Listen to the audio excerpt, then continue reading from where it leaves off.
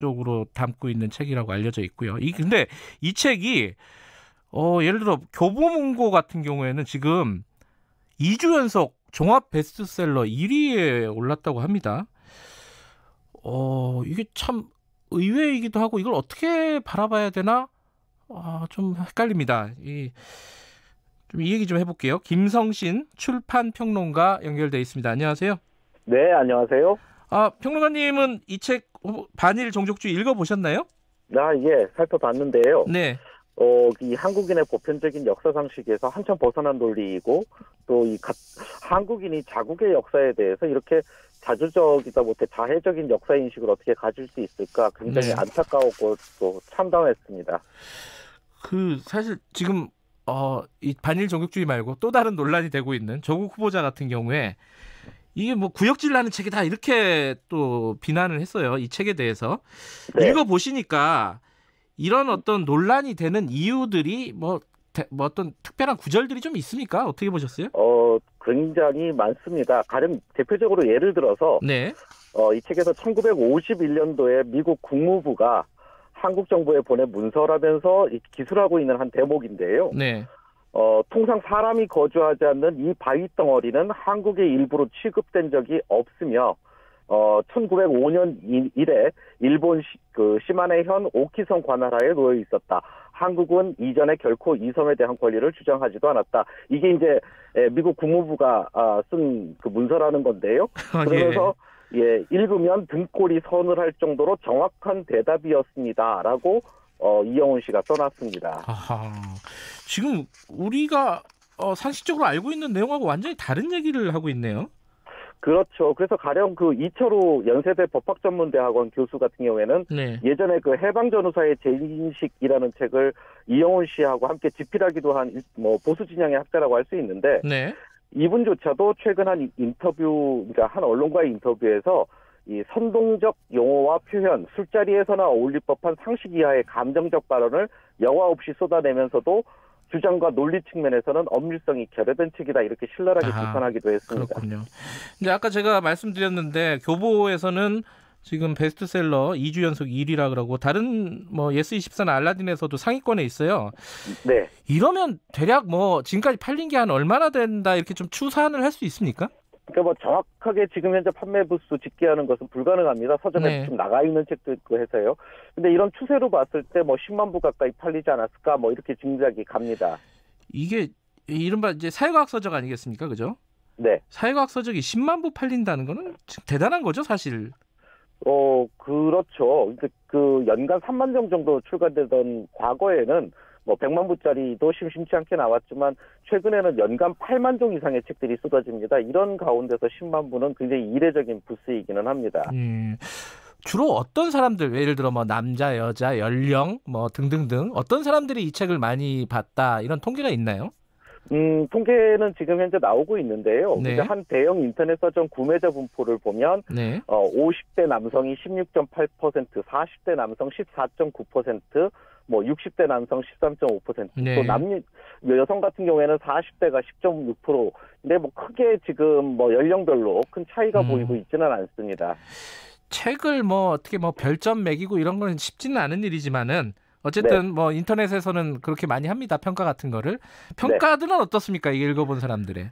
이 평점이라는 것들은 사실은 독자들이 굳이 들어가서 감상을 남기는 거잖아요. 그러니까 이제 의사가 조금 분명하게 반영이 된다고 봤을 때 지금 알라딘이라는 서점의 평점을 보면 만점이 별 5개인데 별 5개를 다 준, 그러니까 이 책이 너무 좋았다라고 하는 분들이 52%.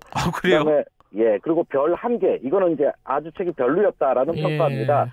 이것이 또 44.9%나 나옵니다.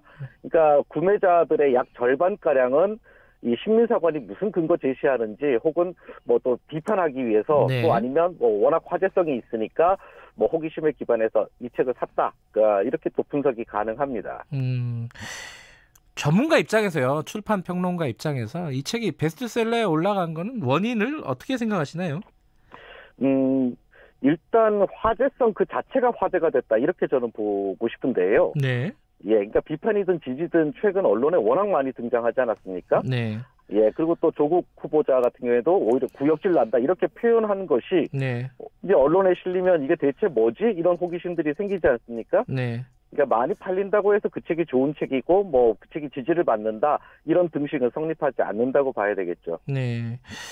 그 지금 이제 한일 갈등 국면이잖아요. 네. 이런 상황에서 이런 식민사관을 담고 있는 뭐 어떻게 표현할지 모르겠지만 예를 들어 뭐 우파 도서라고 표현할 수도 있을 것 같은데 이런 책들이 베스트셀러에 올라가는 이런 상황들을 어떻게 보고 계세요? 이게 참 난감할 것 같은데. 근데 일단 예 지금 이제 조심스럽게 표현하셨지만 이 우파 도서라는 지칭 자체가 매우 잘못된 장면이 아닌가라는 생각이 듭니다. 네. 예, 그 보수라는 것들은 가치를 지킨다라는 의미겠죠. 예. 예, 인간이 인간답게 살기 위해서 오랫동안 지켜온 가치들 이걸 지킨다는 건데 그러니까 결국 자신의 이익과 기득권 지키는 것이 보수는 아니라는 뜻이죠. 그러니까 보수는 매우 바람직한 태도죠. 그래서 네. 극우는 오히려 합리적인 보수, 그러니까 정상적인 보수를 가장 위험하게 만드는 뭐 일종의 원리주의라고 볼 수 있는데 그래서 이 반일 종족주의 같은 책은 우파 도서가 아니라 좀 구구 도서 이렇게 정확하게 지칭해야 된다고 생각이 들고요. 그래서 이런 책을 읽을 때는 좀 수용적인 책 읽기가 아니라 비판적 읽기 이런 태도를 가지는 게 필요하지 않나라는 생각이 듭니다. 그러니까 극우 도서라고 해도, 그러니까 예를 들어 극우적인 의견이라고 해도 우리는 네. 뭐 표현의 자유가 있는 나라 아니겠습니까? 그렇죠. 그러니까 그런 책들은 나오는 게 뭐 어쩔 수 없는 거잖아요. 당연한 거잖아요, 그죠? 그렇죠. 당연히 이건 뭐 민주 공화정에서 어떤 기본권의 문제니까요. 다만 그걸 표현한 사람이 그 내용에 대해서 책임을 지면 되는 겁니다. 당연히 네. 책 출간 자체에는 문제가 없는데요. 네. 또 한편으로는 저는 뭐 이런 책이 출간되고 화제가 된 것에 대해서 또 부정적으로만 볼 필요는 없다라는 생각도 듭니다. 왜냐하면 잘못된 시각이나 뭐 그런 생각들이 오히려 수면 밑에 가려져서 눈에 보이지 않을 때 더 위험하지 수면 위로 올라오면 또 비판의 대상이 될 수도 있고요. 네. 또 가령 극우적으로 편향된 말과 생각이 왜 나쁜 것인지 확인할 수 있는 계기도 될 수 있기 때문인데 네. 그 비유하자면 뭐 나의 투쟁 읽는다고 해서 다 나치 추종자가 되는 것은 아니지 않습니까? 네. 독자는 바보가 아니라는 거죠. 근데 이런 책들을 이렇게 마케팅에 막 활용하는 대형 서점들의 행태 이건 좀 문제가 있다 이렇게 좀 말씀을 하셨더라고요. 네, 그렇습니다. 대형 서점의 베스트셀러 집계는 그 자체로 마케팅입니다. 예. 베스트 따로 집계해서 매대 만들고 독자 눈에 띄게 만들지 않습니까? 네. 그런데 만약에 어떤 책에 문제가 있다, 사회적인 반사회적인 내용이 있다, 청소년 유해 도서다, 뭐 이런 등등의 이유로 책에 문제가 있다라면 서점은 그 상식과 통념에 근거해서 베스트셀러 집계 같은 것을 하지 않을 수 있다는 거죠. 판매는 하되 집계해서 적극적으로 마케팅하지 않을 수 있는데 네. 사실 서점이라는 공간도 물론 책이라는 상품을 파는 곳이지만 일종의 사회적 공공재적 성격을 갖고 있기도 하지 않습니까? 네. 그래서 법을 어긴 것은 아니지만 반사회성에 대한 논란이 큰 책을 이렇게 열심히 마케팅하는 거에 대해서는 좀 안타깝다는 생각이 듭니다. 네. 근데 이 책이요, 일본에서 출판이 된다면서요?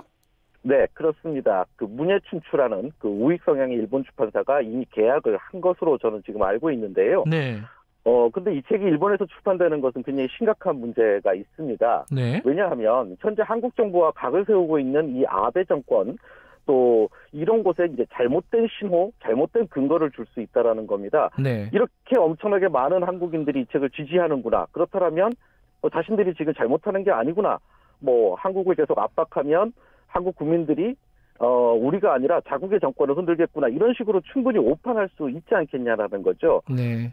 그리고 또한 이 아베 정권의 논리가 일본 사회에서 설득력을 가지게 되는 또한 근거가 될 수도 있고요. 근데 이런 구도가 뻔한데 이런 아베 정권의 오판이 궁극적으로 우리나라에게 긍정적이겠느냐 이런 것들을 생각해 봤을 때 사실 이건 너무 상식적인 이야기이기는 하죠.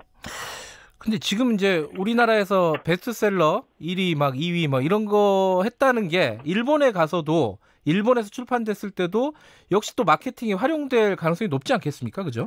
예, 당연히 그렇습니다. 이 책이 일본에서 나올 때 2019 한국 서점과 최고의 베스트셀러 이런 카피로 표기가 돼서 나올 것이 너무 자명합니다. 네. 이건 일본 출판사 입장에서는 놓칠 수 없는 마케팅 핵심 포인트고요. 네. 그러니까 결과적으로 한국 서점의 베스트셀러 집계가 이 책의 일본 출판을 적극적으로 도와준 그런 셈이 되는 거죠. 자, 이번 사태 사안을 보고 이 책 논란을 보고 출판 평론가로서 마지막으로 뭐 길지는 않지만 한 말씀 해주신다면 어떻습니까? 이 독서는 의외로 힘이 아주 셉니다. 네. 그러니까 히틀러도 굉장한 독서가였고요. 편향된 독서는 수많은 사람을 죽거나 다치게도 할 수 있습니다. 아하. 그래서 독서라는 것은 마지막 책장을 덮는 것으로 끝내지 마시고 이 책을 만약에 읽는다라면 다양한 관점의 사람들과 한번 이야기를 나눠보시기를 정말 바랍니다. 알겠습니다. 오늘 말씀 감사합니다. 네, 감사합니다. 김성신 출판 평론가였습니다. 아까 하신 말씀 중에 그 서점은 상품을 파는 곳이긴 하지만은 공공성이 담보되어 있는 곳이다. 그 말씀이 기억에 남네요. 예.